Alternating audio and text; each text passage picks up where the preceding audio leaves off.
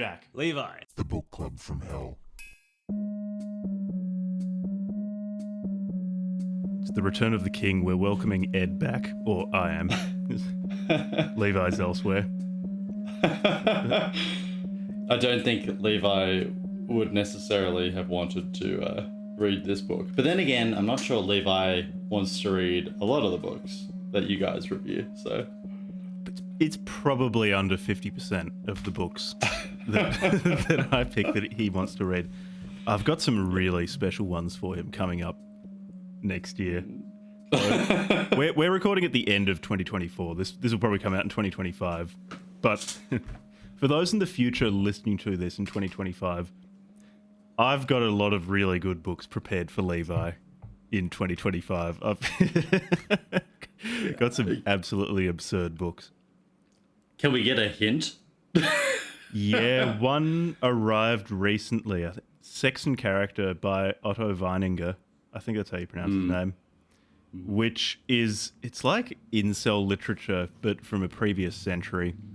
It's this man, I think he wrote the book as his thesis, finished it when he was 23, went to the house where Beethoven died and killed himself.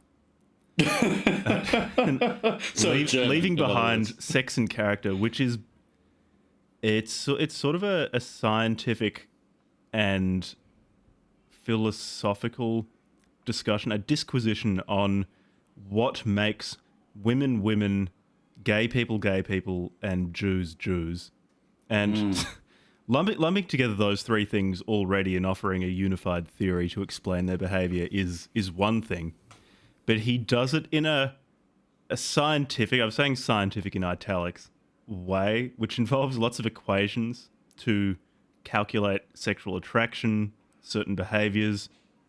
It's absolutely bizarre. It is so incredibly strange. And I think it would be really, really funny to talk about for 3 hours. I don't know how much I'm going to like it. I suspect I'm going to really dislike it. But it's a very, very strong concept and executed in a completely odd way. So I would have thought that would be right up your alley. I'll apply all of the lessons I learn in it. It's particularly the equations really caught my eye. The kinds of things we should have learnt in, elementary school maths, but didn't. Yeah, there is a certain appeal, I think, to certain people to just putting their own pet crazy theories into the form of an equation. It's almost as if the form of an equation makes what you've written more rigorous, whereas if you're just formalizing something completely frivolous in an equation, then it's going to be a frivolous equation. Yeah, because wasn't it some, I can't remember who said it, but it was something like Da Vinci or someone saying, something was rigorous to the degree it could be mathematized. And then you just sort of reverse it, and if you mathematize it, it becomes now more it's rigorous. Yeah. It doesn't matter how much you have to kick the maths into submission to make them behave. Anyway. Well, fortunately today, or maybe unfortunately, there is no maths in the book we are reviewing today, which is called Trump, Modern Shaman by Leo Van. And I think before we start, we want to set some parameters, which is that Jack and I agreed we would not delve into contemporary politics too much, which is a little bit hard with this book because it ends up being an apologia for Donald Trump, referencing events as recently as the last 2 months. Yeah, you did forget. So this book's got 2 subtitles. I think it's got 2 subtitles, both preceded by a colon. It's Trump, Modern Shaman, Understanding his mastery of influence in Enchantment. Which is good. I quite like a succession of colons used. I don't know if I'd do it in a title, but it's a confident move. By Leo Van. So you came to me asking if we could do this book. What was it about this book that caught your attention? Well, you and I have previously done a Trump book, actually. Esoteric Yes. Trumpism that we found when we Yeah. were looking around on the Arctos Media website, which we yeah. picked because it has such a strong title. Yeah, exactly. So this one came to me by way of a more personal connection. A very good friend of mine is friends with the author Leo Van. And I don't think I'm disclosing anything that should be kept private by saying that Leo Van is a shaman himself and a practitioner of and or leader of ayahuasca ceremonies and that sort of thing, in which some of my friends have participated. So I have never met the author, Mr. Van, but I just got linked this book, and prima facie I thought, Trump, modern shaman, and then knowing, the little amount I knew of Leo Van as, I'm not precisely sure, but I think he was some kind of maybe a former med student or a veterinary student, something like that, who dropped out and became a shaman. And I thought, well, woo-woo Trumpism is, intrinsically appealing. So that's how the book came into my attention. And I thought that it would be fun, if nothing else. But I would say overall, while there are parts of the book that I liked, it didn't deliver on the promise of, on the shamanic promise, I guess. I guess one of the problems I had was that they were trying to shoehorn basically Trump into this shamanic mold, or the shamanic interpretation seemed a bit forced, and a lot of the book consisted of just expositions of why Trump was successful in the way that he was successful. But I didn't feel like the case for Trump as a modern shaman was ever really made in full. What did you think? Yeah, so I suspect my feelings on the book mightn't be too accurate a reflection of how good it is or it isn't, because I was approaching it for maybe the wrong reasons. In similar reasons, I think, to why I read Esoteric Trumpism, in that I wanted something really, really bizarre. I was wanting a lot of kookiness and wackiness, and this book is actually... It's much more conventional, or a more conventional analysis of Trump than the title would suggest. Because what it ends up being, it's a description of why Trump is successful, or why the author thinks that Trump is successful in business, in politics. And then sort of having established certain things, like, okay, Trump just keeps attacking his enemies and won't stop and is relentless and doesn't seem to be exhausted in any way by continuous conflict. As an example, he'll take something like that, which does seem to be the case, and then kind of force it into the shape of some sort of shamanic practice. Yeah. Whereas I was... This really is a case of the wrong sort of expectations. I was wanting more talk about Trump as a witting or an unwitting practitioner of shamanic magic. I was wanting that kind of thing. Similarly with Esoteric Trumpism, I was wanting a full-on Spenglerian reading of Trump as a figure, which didn't materialize, and that coloured my enjoyment of Esoteric Trumpism. I liked this book more than Esoteric Trumpism. Yeah. So there are some bits of this book which do seem more amusingly shamanic. Like when he says that Trump, who's a red shaman, which is this kind of neutral, a true neutral shaman, who has the devil and angel on his shoulder, the angel being Norman Vincent Peale, who was some pastor who was really into visualization and manifestation. I think he was one of those prosperity gospel people. He famously wrote the self-help book, The Power of Positive Thinking. So that was Trump's pastor growing up, which, says something. Yeah. And then there was the person who taught him black magic was Roy Cohn, Roy Cohn. the New York lawyer. So you've got bits like this. The book isn't totally devoid of the wackiness that I was after. You've got glimmers of it. But it does morph as it goes on more into an endorsement of Trump and why the author thinks that Trump should be elected. So this was written before Trump actually was elected. And look, in part, it's just because I'm a fairly impractical person, and this book, already it felt a bit too topical, but yeah, you coming to me with, there's a book about Trump being a shaman, and I'm indirectly connected to the person who wrote it, made me think, okay, well, that sounds fun. Yeah, but I thought it would be more fun than it was because, I made the suggestion prior to having read it myself, and look, I don't want to.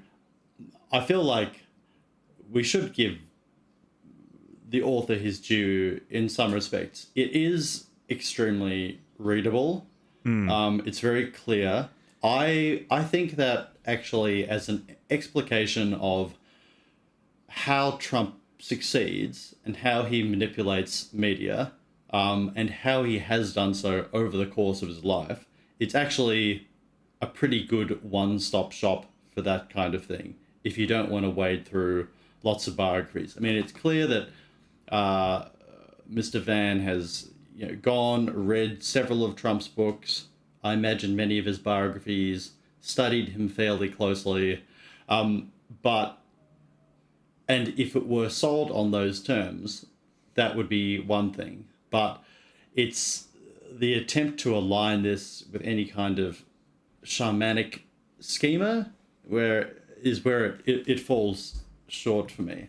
And as I mentioned earlier, at the conclusion of the book, he sort of admits that the book started out as a way of exploring Trump within the shamanic tradition, but as he went on writing it ended up being a full-throated, apologia for Donald Trump and advocating his election. So especially towards the end of the book, you had these sort of odd chapters on the perfidy of the Democratic Party, Elon Musk, and then a pretty, long-bowed comparison between Julius Caesar and Donald Trump.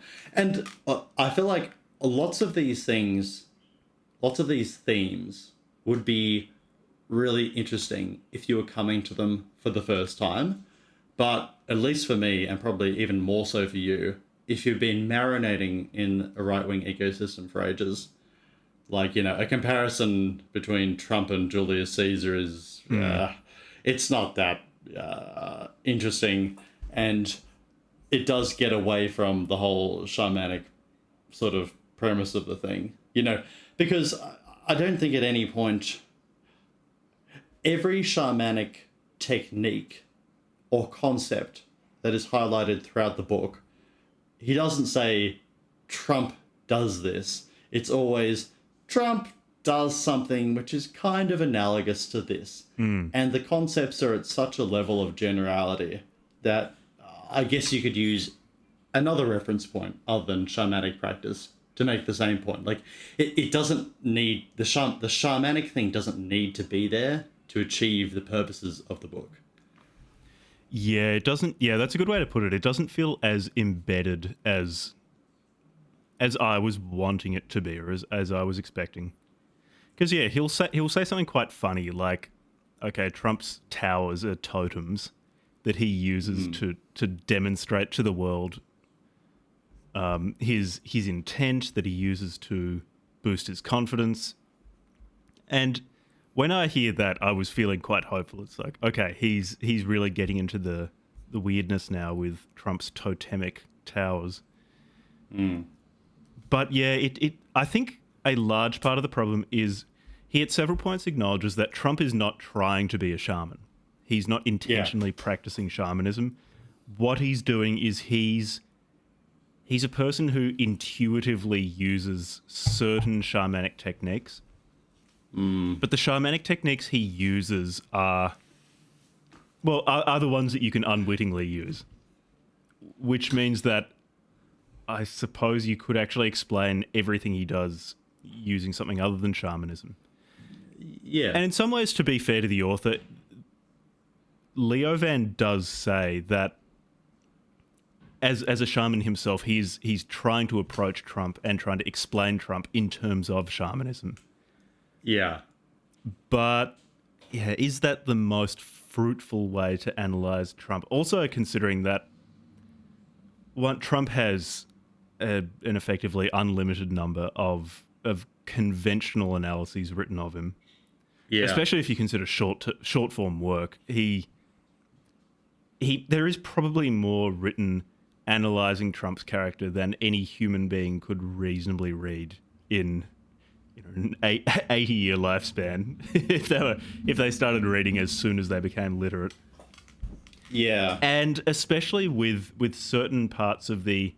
So you've got parts of the wacky left, you've got the parapolitical left who'll write all sorts of strange, highly conspiratorial analyses of Trump, which maybe because I've encountered them less, I find a lot of fun, I do enjoy.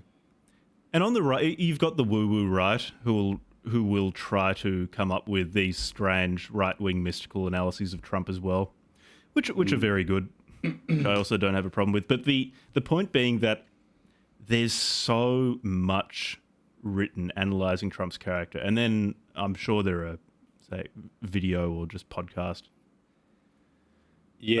pieces of media about Trump's character too, that you've got to be doing something really out there or special or particularly incisive to make it feel worth spending a lot of time further analysing Trump's character. In part, I'm so burned out thinking about Trump, and like I didn't even live in the US. I can't imagine what it would be like for someone there. It's a problem of desensitization for something written about not only about Trump's achievements, his adventures or his misadventures, he's compared explicitly to Odysseus in this book. His Odyssey through New York and the world. For that to be really engaging, it needs to be so odd. It needs to be completely incoherent. It needs to be approaching Trump from a completely unexpected perspective. Keep bringing up esoteric Trumpism, but that was part of the reason why I was excited about that. It was like, okay, finally, someone who understands Spengler is going to Spenglerize Trump, and then he didn't.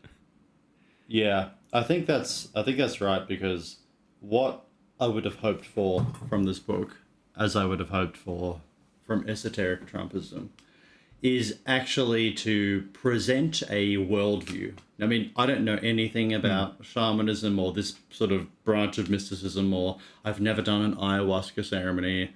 But I imagine there is quite an interesting cosmology or view of the world there.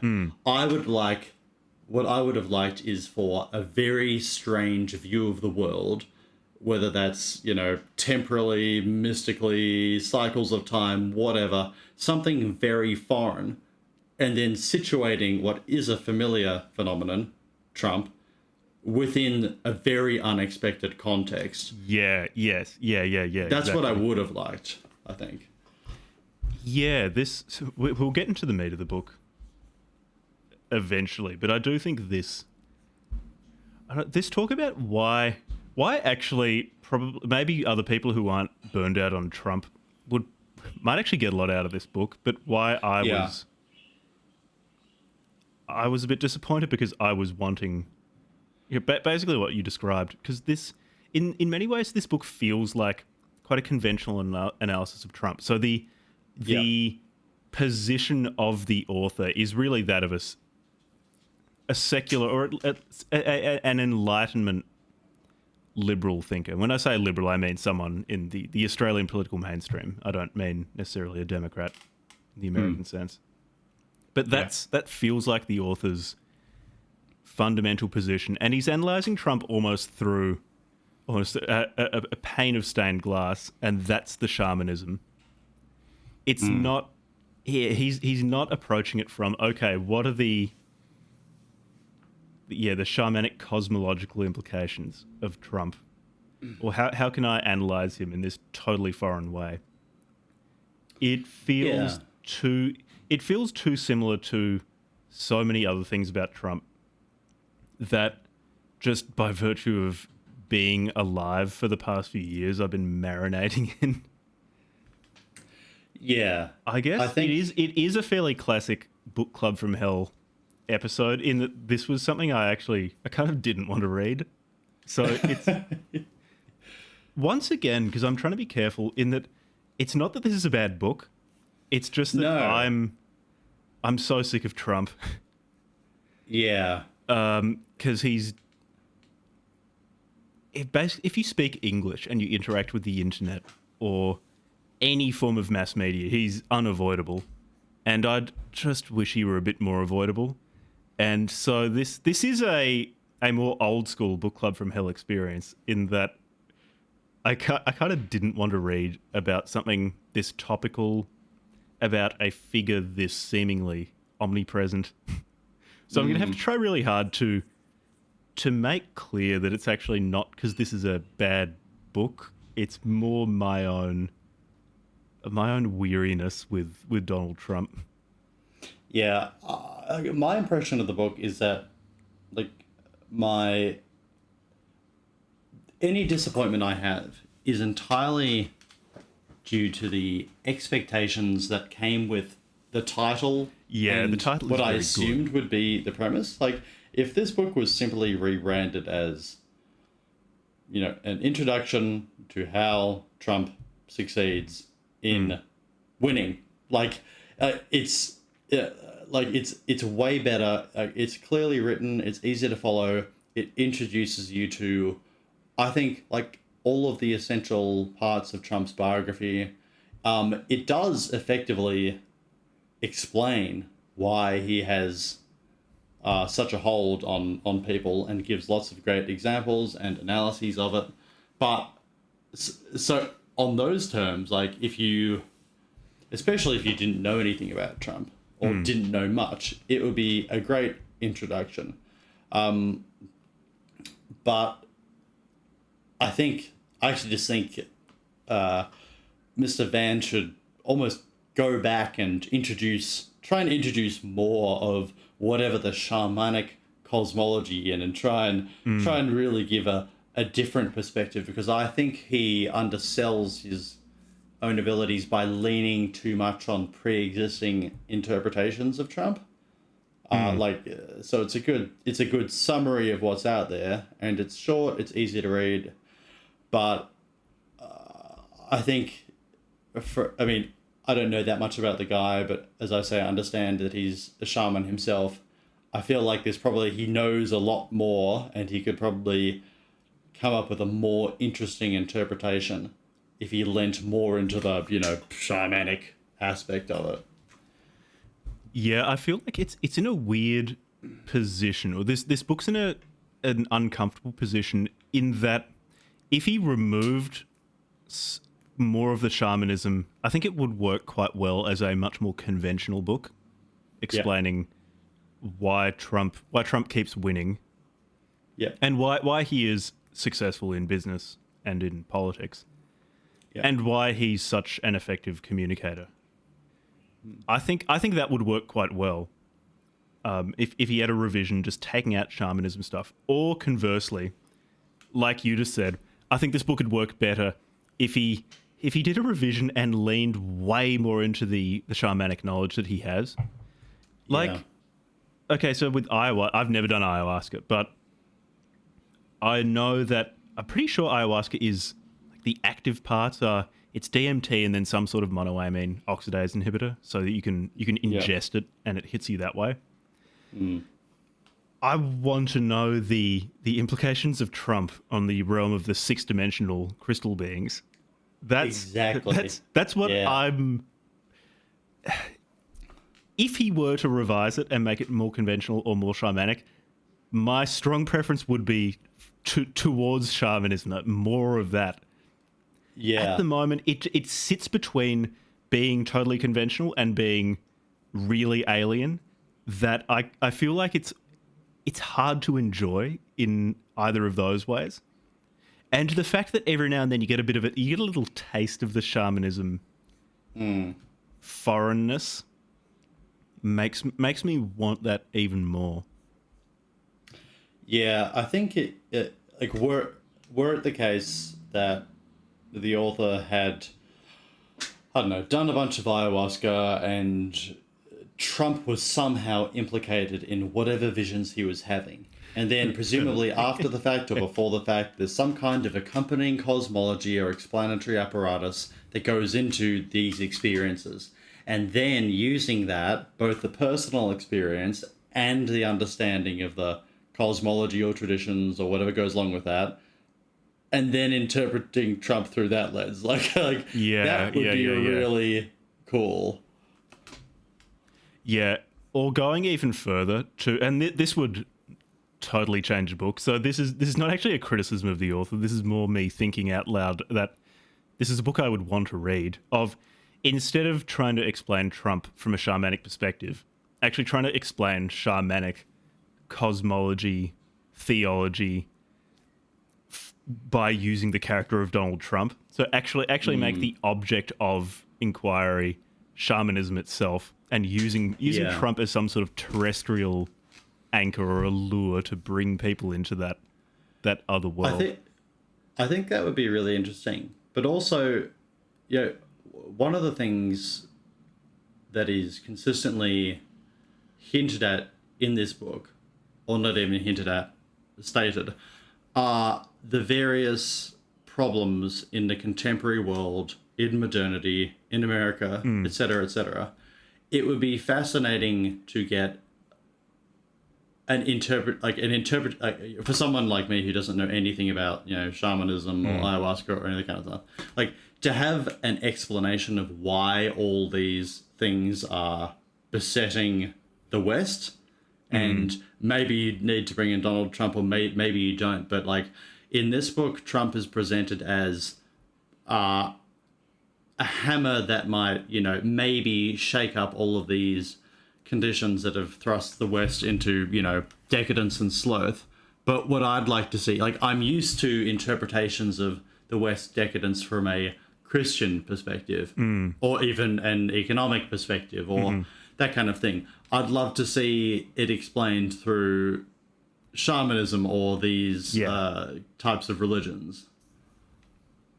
Yeah, which is why I keep saying this, but A, the author might actually listen to this, and B, I don't want listeners to get the wrong impression. So if Leo Van writes another book, I'll probably read it. So I'm interested enough. It's not that I really disliked this book. It's just that it wasn't what I wanted it to be. I want more of his shamanism. I would really like if he wrote a book about shamanism.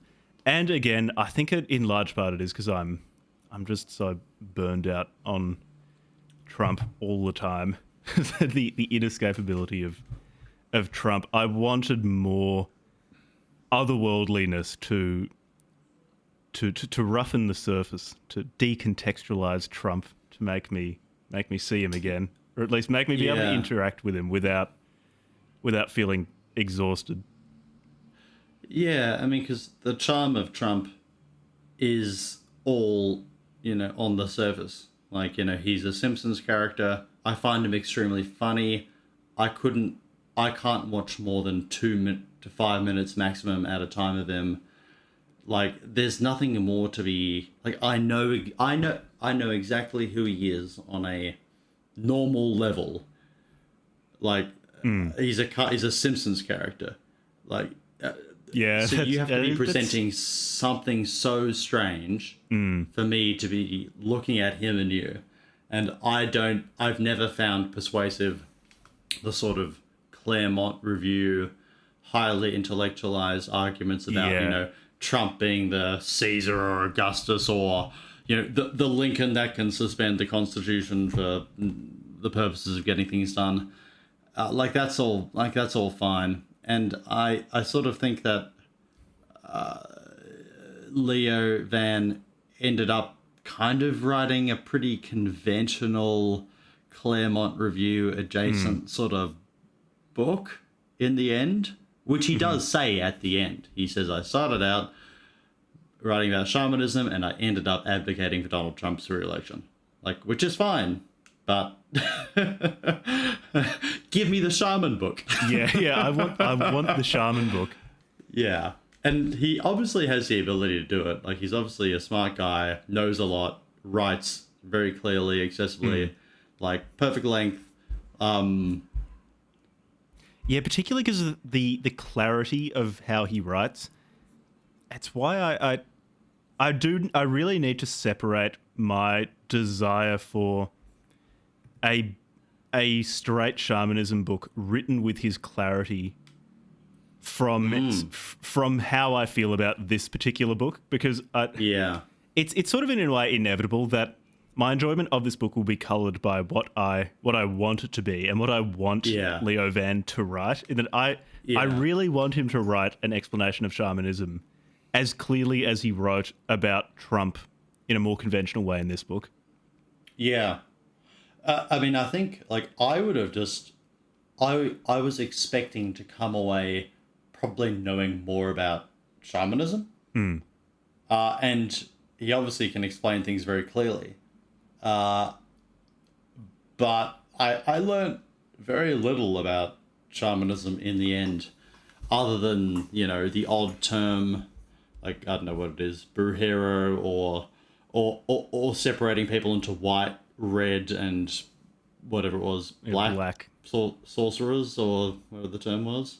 Yeah, brewers. Yeah, but I didn't come away learning very much about it, unless I'm missing something. Did you? I mean, I don't know what knowledge you had coming to this book. No, I've basically no knowledge of shamanism beyond things that I've indirectly absorbed from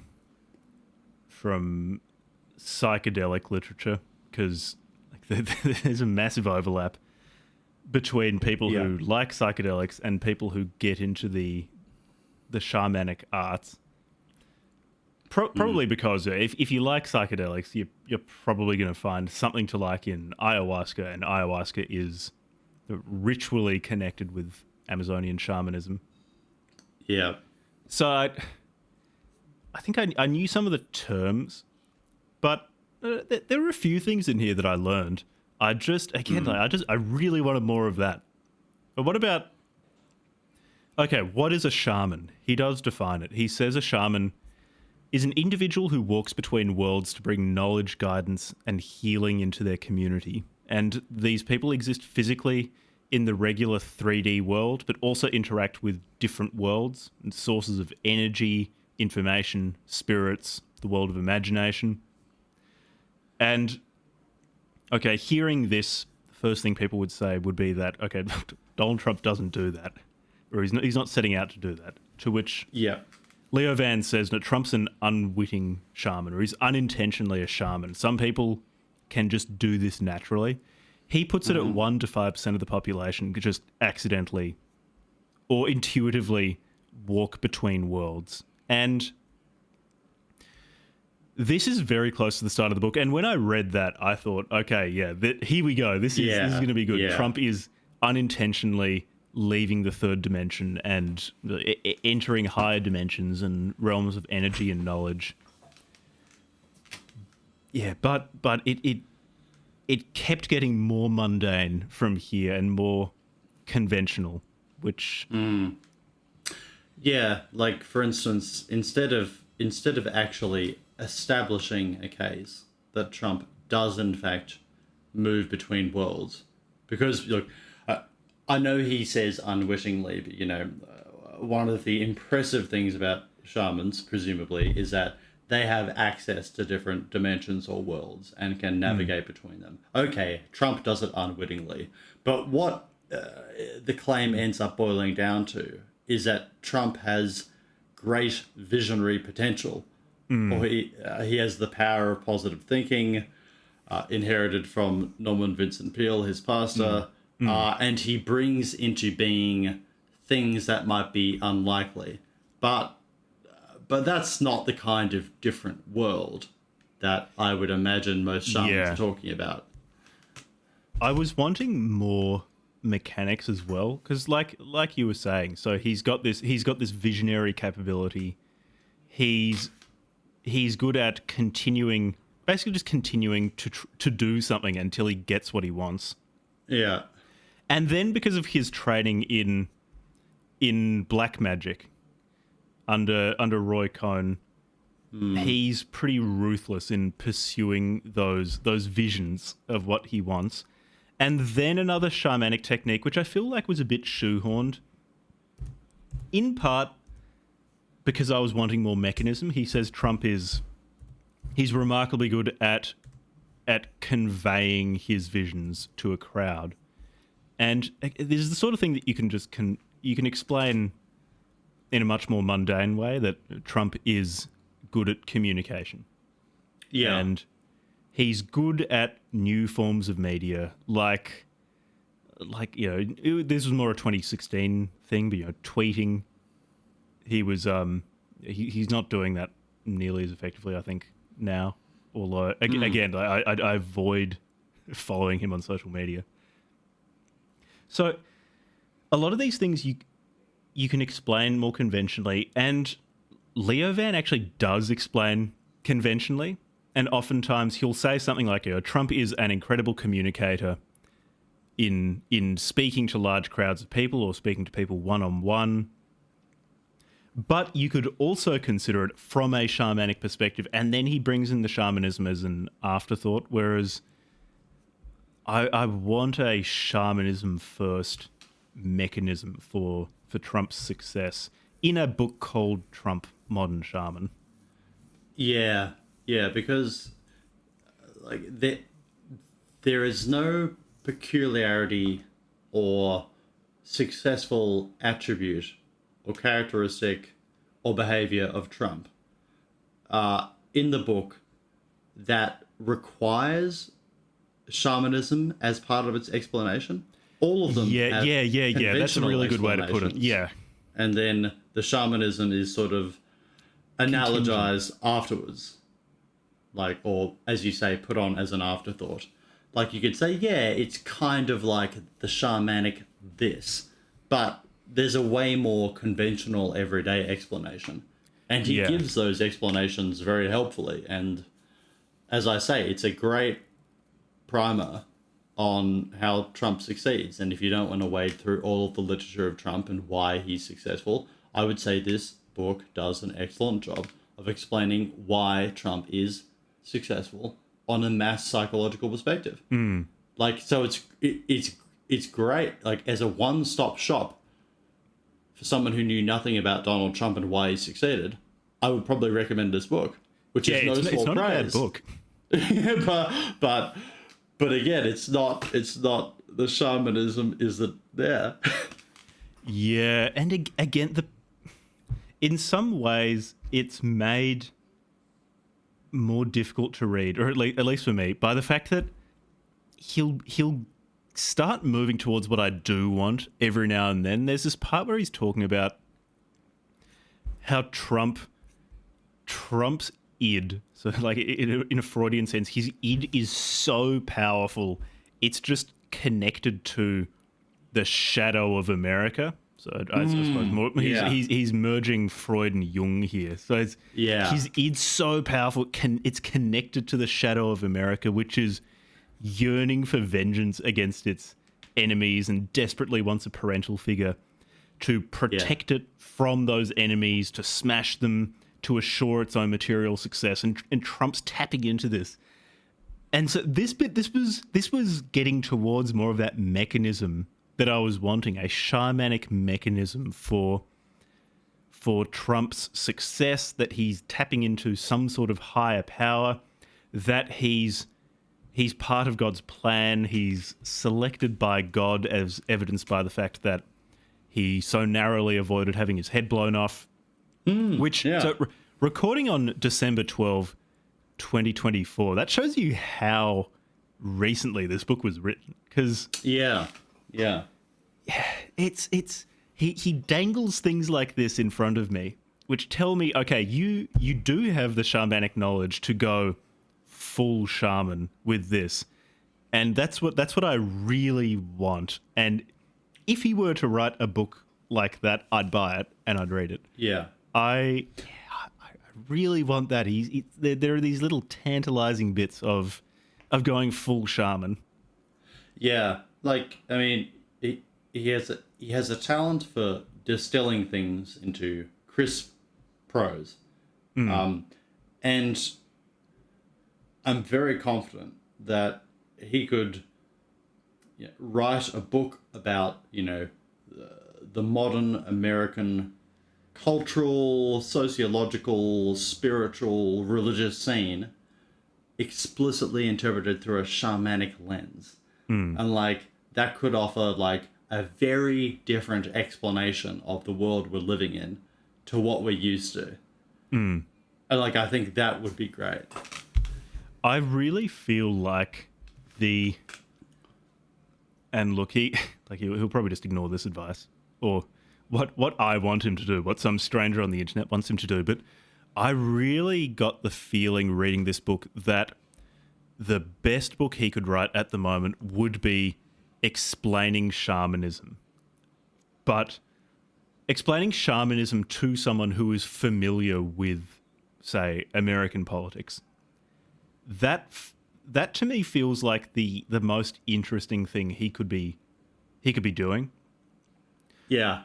And I think that project, with the goal of explaining shamanism rather than explaining a mundane figure like Trump, that might help him avoid some of the pitfalls of, I say pitfalls, again, pitfalls for me of this book ultimately being too mundane.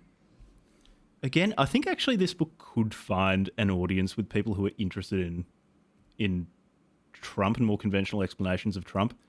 I do wonder, though, if the shamanic elements that are here might drive people away because they're going to read that and go, no, I'm not going to deal with woo-woo stuff, even though it's not. It doesn't feel like the driving force of this book. The book's not. Yeah. There are some quite funny bits of the book. There is this part where he's talking about why Trump is the Übermensch. Yeah. I guess actually Trump as Übermensch is illustrative of some of really what we've both been saying about the book overall, in that the evidence that he uses for him as being the Nietzsche's Übermensch is it really could be used to describe Trump in non-Nietzschean terms as well, and would work just as well. The Nietzscheanism feels a bit forced. Okay, so examples of Trump's reevaluation of values. He exploits tax codes. The gamification of institutional debt. When I read that, I'm assuming it's that fairly famous Trump quote, which I'm going to butcher the numbers, but I'm paraphrasing. If you owe the bank $10,000, it's your problem. If you owe the bank $10 million, it's the bank's problem. Something, or $100 million. So something to that effect. It's basically, if you owe the bank a very, very large amount of money, it's their problem. And I think this is what he means by gamification of debt. Rampant womanizing, using religious values to meet his goals, using a master of psychology to manipulate people to be his subjects, either as fans or as enemies. And so in this case, it's like, that you could view that as reevaluating values, or you could just view it as we live in a highly, highly utilitarian society, and an increasingly amoral utilitarianism, which all of these examples of him reevaluating values fit into quite neatly. It's, is this Nietzschean? I think in many ways Trump is not reevaluating our values. He's fully realizing them. No, I mean, because all of Trump's indiscretions or his taking advantage of other people, all of it is predicated on the existing moral value set staying in place. Trump is in no way, transcending the current value system. He's just a shyster operating within accepted moral codes. Like, I guess you could make a case that Trump signals a return to pre-Christian values, and that he does seem to be an authentically pagan figure. And that is interesting enough. But there's no way he's an Ubermensch. Like, I mean, unless I think Nietzsche is more interesting than he actually is, I'm very confident that Trump is not an Ubermensch. Yeah. And then, he says, like, okay, what else does an Ubermensch do? The Ubermensch rejects herd morality. There's an element of self-overcoming. There's an affirmation of life. And in these ways, too, it's like rejecting herd morality. Trump is, in many ways, interesting because he actually retains the same desires for status and the pursuit of the same status signals as, in many ways, like someone who grew up very, very poor and became very, very wealthy. Like, that wasn't the case for Trump, but he has extremely gauche, crass, mass consumerist Ronald McDonald tastes that he's, with billions of dollars of disposable income able to indulge in. What makes him sort of fascinating is not that he's rejecting the herd, but more he really does seem to be an embodiment of it, just with more resources. Yeah, and that's like one of my favorite Trump quotes, which comes from, I think, Michael Wolff's book Fire and Fury, is when Trump's in a jet in Trump Force One or whatever it is, flying over somewhere, and one of the other passengers makes a disparaging comment about white trash, and then a woman asks this other guy, "What are white trash?" And then Trump says, "They're like me, but with no money." That's not unfair. Like, that shows a greater degree of self-awareness than I would have anticipated. Yeah, and I think he gets that enough to be part of his marketing sort of technique. But the thing is, like, Trump is he's just an iterative marketing machine. He just tries on action after action after saying until he lands on the right thing. Like, I think that in this book and in some other quasi-mystical right-wing analyses, there is an attempt to say that Trump has this almost, I don't know, symbiotic connection with the common man, whereas I think he's just a very persistent marketer who is trying out thing after thing after thing after thing after thing, and he latches onto what works, which is very kind of empirical, if ad hoc. Yeah, it's like when you see videos of him at a campaign rally, and you notice he'll just be throwing out things to the crowd until they start really, really cheering for one of those things, and then he'll just start hammering it. Yeah, which exactly. It's very skillful. I don't know if he's cultivated the skill or if it's highly intuitive for him or a combination of both. But yeah, I think like almost all of the things in this book could be just as convincingly, if not more convincingly, explained with basically he's great at marketing. That's his real talent. Even in his real estate enterprises, it was a marketing first way of approaching things. In that when he was going to be, say, building a building, he would spend, before he'd even secured financing, before he'd even got any sort of architectural plans, before he'd got anything beyond where he wanted it to be built, he would be calling up journalists and just trying to hype up whatever he was doing as much as he possibly could. Yeah. which worked. He'd made it work, but I think actually Trump as a master of marketing and someone who seems to really, really have understood the power of various forms of media throughout his life. And this is even pre-social media. He understood Yeah. more or less how to get the New York Times to do what he wanted. Yeah. He's always seemed to understand that. That, I think, is a more effective explanation for Trump's success. In part, I say that because of my ignorance of shamanism. But again, that's why I wanted this book to go harder on the shamanism aspect. Yeah, exactly. So, like, I mean, here's an example of a passage that, the kind of passage that drew me in thinking, okay, now we're getting to the good stuff, but then doesn't follow through. So this is probably towards the end of the book. And we get a few new terms tossed in around Buddhist cosmology. So we read, in Buddhist cosmology, beings known as hungry ghosts roam faraway lands with mouths as small as the eye of a needle and stomachs as big as mountains. These wretched creatures are cursed with an insatiable hunger, forever chasing a satisfaction that perpetually eludes them. This is a part of human nature, to unconsciously crave consumption and the fleeting high it brings.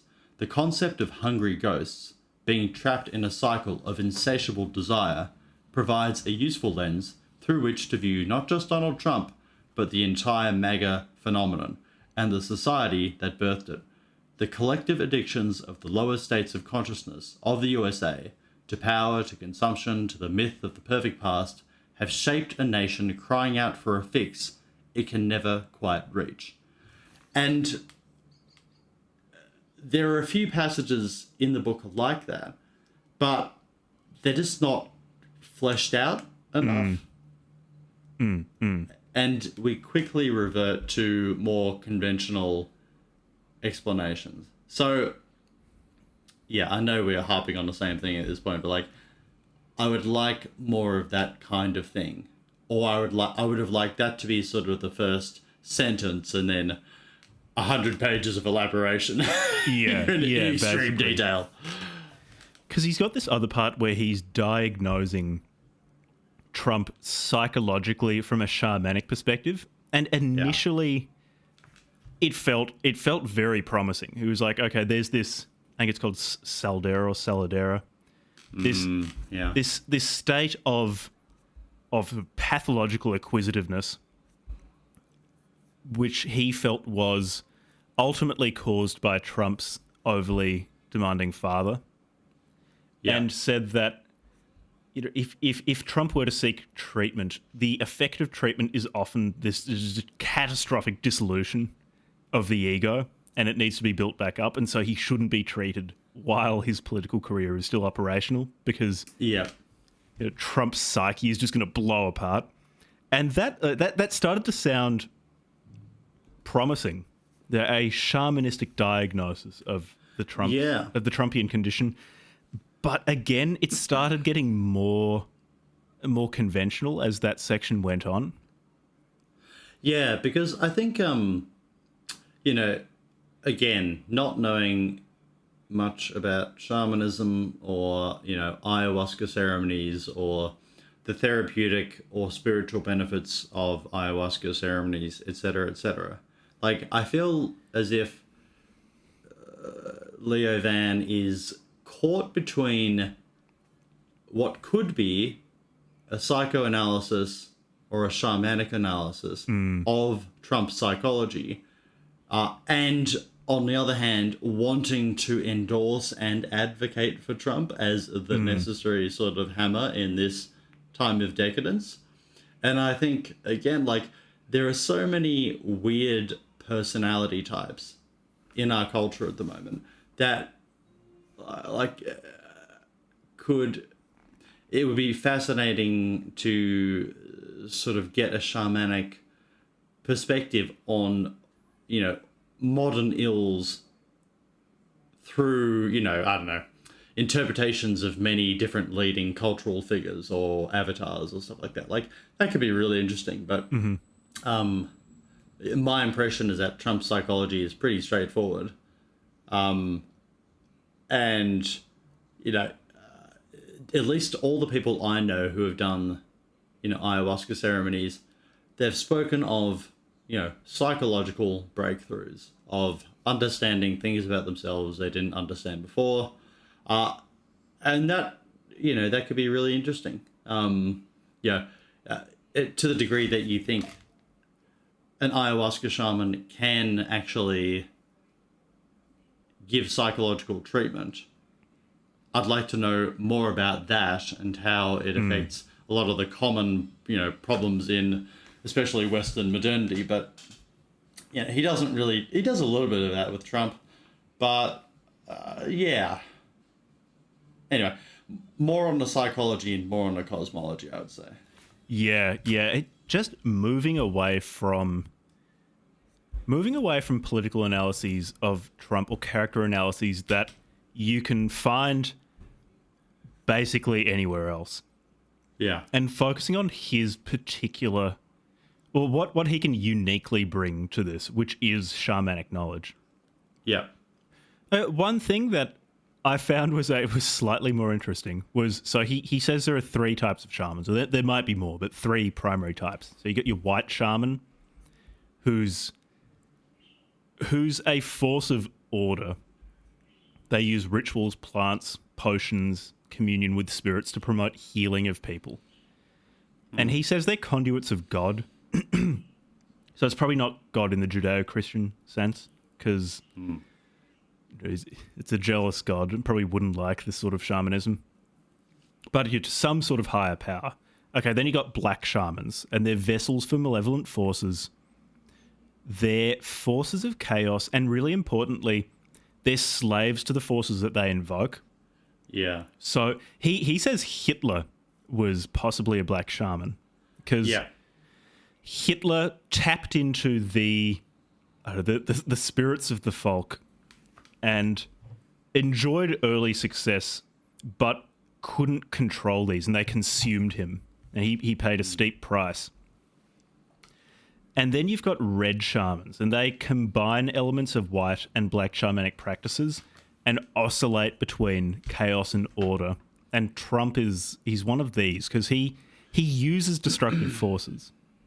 So he uses the dark arts that he learned from Roy. Yeah. But he maintains his sense of self.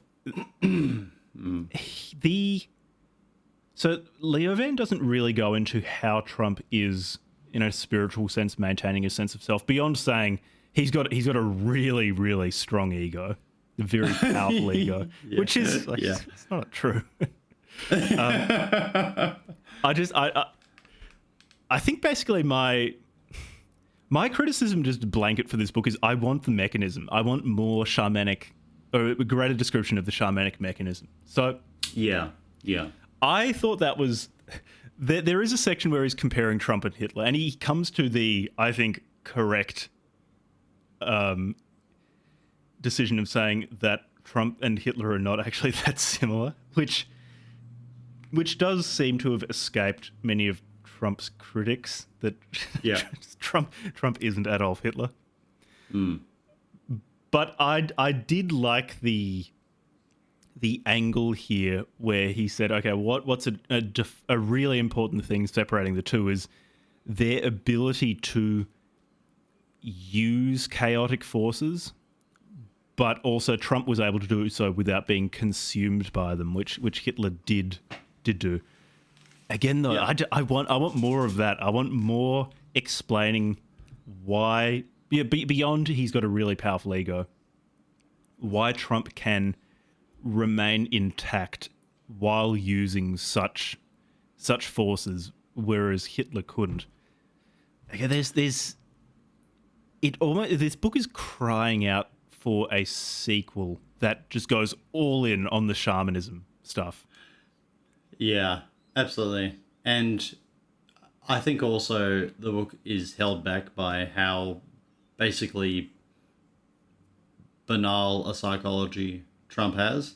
Like, Yeah, this book on Hitler would have been way more interesting because Hitler has way more to do with obscure mythologies, traditions, dark magic being like the idea of him being overcome by forces that he couldn't in the end control. Like, that's a way more interesting sort of case study. I don't think Trump's not the guy. Yeah, what? I mean, so obviously I don't know Trump personally. I mean, I should say I sleep at Mar-a-Lago every night and I know him better than anyone else. Yeah. But given the fact that I am podcast royalty, the most important group of people in the world, obscure podcasters. Mm-hmm. But his psychology, just despite what the volume of Trump psychological analyses available would have you believe, I think his psychology is pretty simple. It's more or less that of a 5-year-old. Like, he wants attention. Yeah. He wants attention and he wants people to say nice things about him. And that it's actually something he's quite good at. He's good at getting attention. And he's gotten enough power that he's good at forcing people into saying nice things about him. Like, there's probably more to him than that, but I reckon that explains maybe 95% of his behavior. It's just not that much to him. And that actually in many ways makes him fascinating because he's such a single-minded figure, or he's driven by such a small number of quite crude desires. Yeah. That's like, I guess that's interesting. The thing is, though, there's actually not that much to unpack. And especially in 2024, when I feel like we've got a pretty good handle on what Trump is like as a figure. It's not like he's a newcomer to politics or to business. He's been around for a while. And this isn't something that Leo Van, like, this isn't a problem only with Leo Van. Like, there continues to be a torrent of Trump character analyses coming out, which tend to reach the same conclusions. Because, again, it's still Trump. He's not a new person. I would be shocked if he had the capacity to meaningfully change his personality, especially at this stage. Yeah. No, not at all. And I think, again, to harp on the same point, I think it's much more interesting, like a shamanic interpretation of how America has gotten to this spiritual or cultural point, such that they would go for someone like Trump. Like, that would be more interesting than focusing on Trump per se, because we get Trump.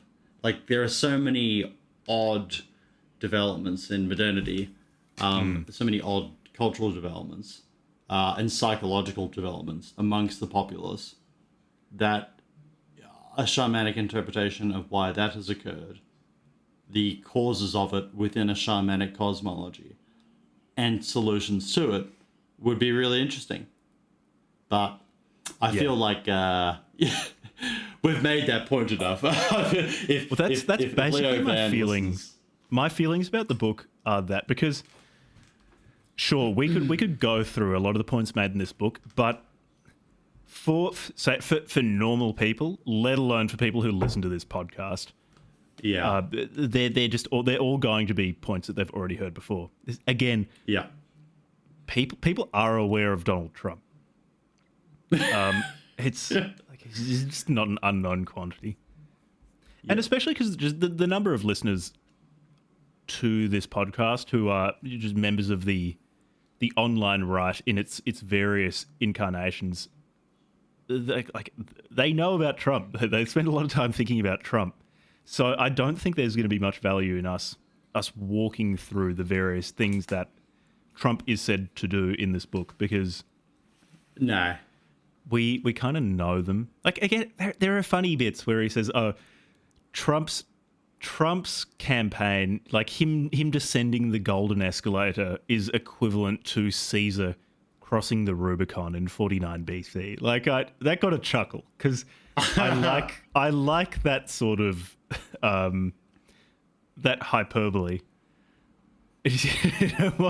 Was Trump declaring himself to be running for the presidency the equivalent of Caesar plunging Rome into civil war?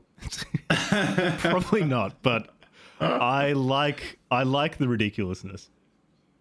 I'll read out one thing that made me laugh quite a lot.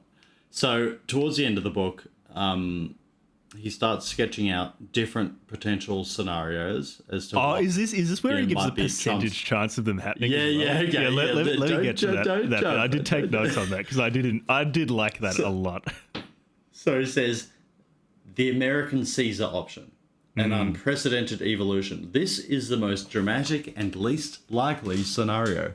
It occurs if Trump wins the 2024 election, delivers great results for his base, and completely destroys his opponents. If this happens, there may be public appetite to extend his term while succession plans are put in place, potentially giving rise to the first American emperor, echoing the rise of Julius Caesar in ancient Rome. I humbly give this scenario only a 10% chance of occurring. like Trump ending the Republic, I would like to see and becoming Caesar. Yeah, I do want to see his working out for this. You know, I love that. In high school or at university, how you get some points for having the right answer, you get some points for showing you're working. I do want to see the working, like where did he arrive at 10%? Like that is like that's quite high. The end of the American Republic. And higher, because this was written before Trump won the 2024 presidential election. Yeah, that's true. And it's a higher. Because there were, so say, you've got the forgotten critic, the golf course complainer model, which Leo Van gave a 40% chance of occurring, which requires Trump to fail to win the 2024 election. And his enemies win. They present him as evil. So you've just wiped out one option which had a 40% chance of happening. So what does that do to the American Caesar model? Because that, I'll leave the maths to you, but it's very probable. 80% chance. Yeah. Yeah, there is quite an appetite, on the online, right, more, for finding ways to justify the belief that Trump will be the new Caesar. Most of these that I've seen use The Decline of the West by Spengler to say that we're entering the Caesarist age and Trump is the best candidate to be the next...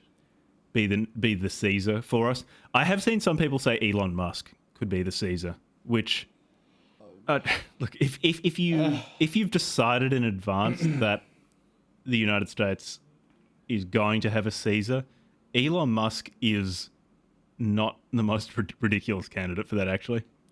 Again, though, this is presuming that you've already decided that we are approaching a Caesarist age.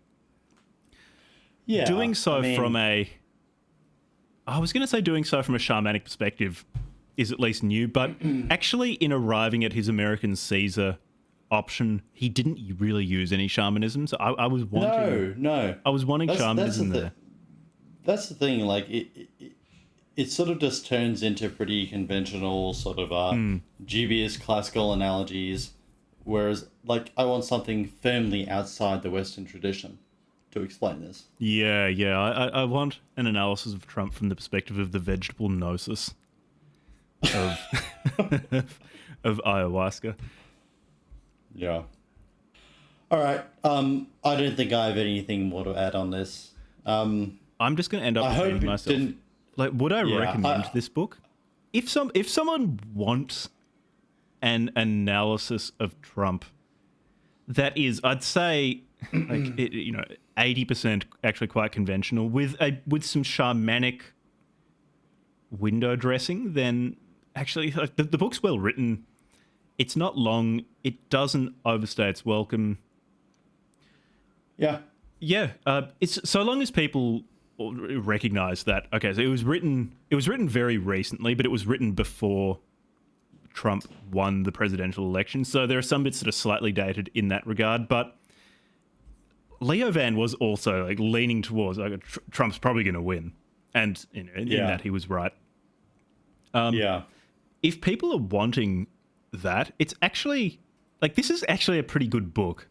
It's just I'm sick of hearing about Trump, particularly sick of hearing about Trump in a conventional context, and I was wanting shamanism. I was wanting a lot of shamanism. So that's where my criticisms come from. So I probably would actually recommend this book to those who are not burned out on Trump, while also humbly asking Leo Van to write something that is all about shamanism, because he obviously knows a lot about this. He can write, and I want that shamanism book from him.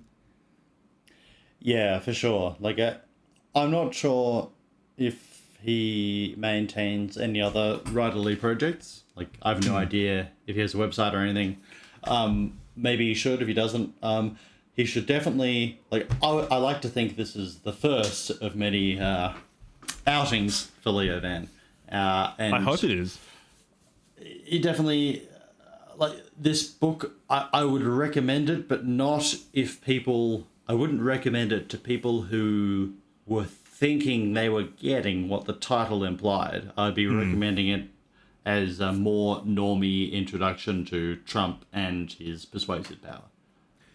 I feel like actually, because in terms of like an addressable market, my suspicion is actually a lot of people who listen to this podcast probably aren't in the target market, because a lot of them are probably already quite aware of Trump. Again, just because like a lot of people from the online right listen to this, and they're going to know all of this stuff. Exactly. Yeah. More like our more left listeners tend to be communists or Marxists. Like the theme is you get a lot of people who are politically slightly unconventional listening to this. And would they get something out of it? Would they want a weird Trump hagiography? Maybe not. The group of people I can really see getting something out of this book are a kind of like North Coast New South Wales crystal people. So people who... Explain that. So people who are going to tell you about all of the benefits of hemp as a material. Like, and you know, who wake up and do a bong hit within like 2 hours, who don't trust vaccines, who want to homeschool so that they, you know, that they don't make their kids into capitalist automata. Yeah. It's sort of the evolution of the hippie. Those sort of people I can actually see getting a lot out of this book, because they might not know all that much about Trump beyond they reflexively don't like him. Yeah. And also, so it wouldn't be driven away like someone who's more conventional by the mentions of shamanism. And we would probably actually quite like that. Yeah. I think actually that group of people, and me saying like North Coast of New South Wales crystal people will probably mean something to Leo Van because he's Australian. I reckon that group of people, unironically, would probably actually get a lot out of this book, and would probably like the sound of it. I suspect that's the group of people he should be marketing to. Yeah, I think like I don't know if this book could find many tens of happy buyers in a Nimbin incest infused secondhand bookstore, or not even secondhand bookstore, like a new age bookstore. Like, it's accessible. It doesn't ask a lot of you. They should sell it. You know the health food shops which will have like a Himalayan pink rock crystal lamp.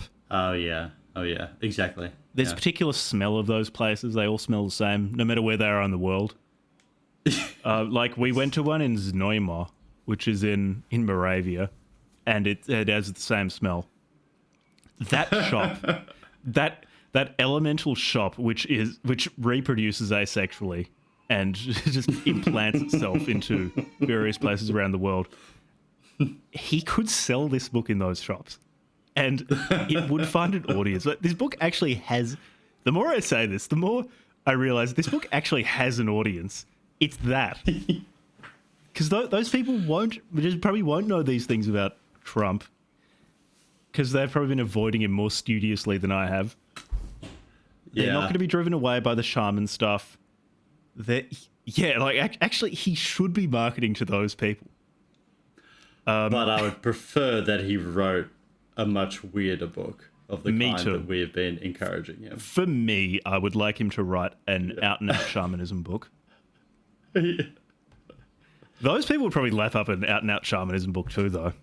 I think he should be targeting health food shops. And he may well be. I'm sure this isn't the last we've heard of him. I mean, like, given how quickly he punched out this book, I'm sure he must have smashed this out so quickly. There'll be more to come. More to come, and I'll probably read whatever if he writes a new book, I'm gonna read it. So I feel like this episode would have easily given the impression that I felt very negatively towards the book, and I really want to reinforce that it's not bad. It just it's not the right book for me. I would say it was too normie for me in a way, and if it's too normie for me, who have been mired in the most bizarre texts for several years now, like this is just not going to excite you very much. Yeah. So, but not to say it mightn't appeal to a other reader. I think it'd probably appeal to a number of people. Anyway, yeah, I don't have too much more to say about it. I'm already repeating myself. So that's all I got. Shout out to Leo Van. If he wants to come on and just on the podcast and just talk about shamanism. Yeah, that would be fascinating. Would be good. It's like in an ayahuasca ceremony. What's going on? Like what are you communing with? How is it healing people? I want to know that sort of stuff. This guy's got knowledge that I'm interested in. And I would like to know, he must have perspectives on not just what ails individuals he's dealt with, but with what ails the culture in general. And again, I want to know I want an analysis of our decadence that isn't just the kind of, post-Christian analysis that I'm used to in most right-wing journals. I want an analysis of our cultural state from a really different perspective, and that's what I'd like to hear his thoughts on. Yeah. So, well, here's hoping he comes out with another book that we can talk about. So, thanks to everyone for listening. We'll see you next time. See you next time.